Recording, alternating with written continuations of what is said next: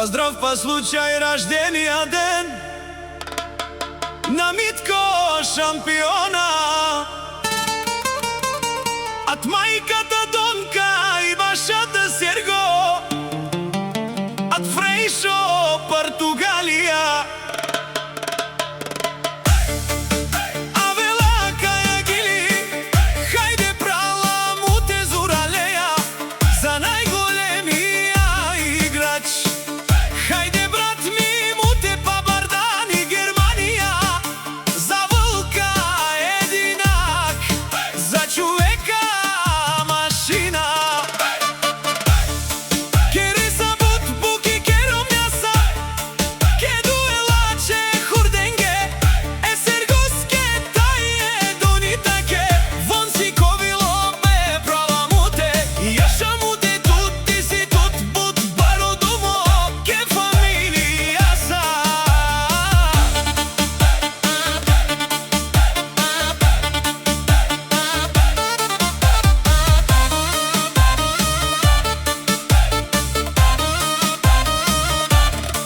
Всяка мајка такъв шампион, като му те не ражда.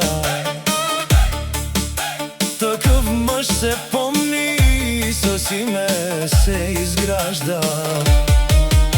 Рожден ден има днес Митко шампиона, като тръгне напред, трепери района. Не знае никога назад, не знае що е страх, върви като машина и мачка всеки враг.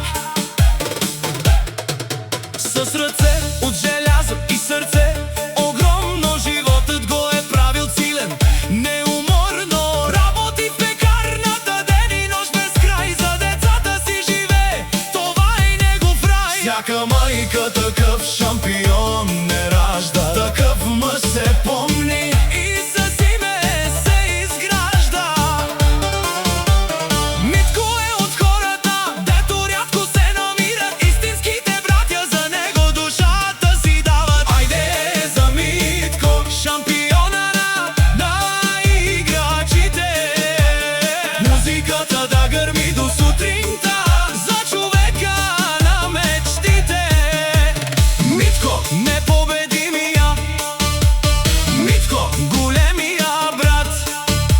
Където мине той, всички свеждат поглед пак. Силна фамилия стои зад гърба му, затова е корав и не пада духът му. Донка и Серго с гордост го гледат, защото мъже като Митко трудно се раждат. До него Дона, вярната жена, опората му силна в света. Рамо до рамо минават през бури, а любовта им прави завистливите луди. От Португалия чак до Германия се носи името му като наказание на масата, като седне дава шум голям. Защото Митко шампиона е човек без срам. Брат му Исус до него стои като стена, кръвта вода не става, това е истина. Семейството му е сила, фамилия корава, а Митко върви напред и никога не се предава. Опа! Митко да е жив и здрав години, с пари, с сила, с късмет и успехи без причини. За Митко шампиона, за вълка единак, за човека, дето никога не пада по гръб. Брат!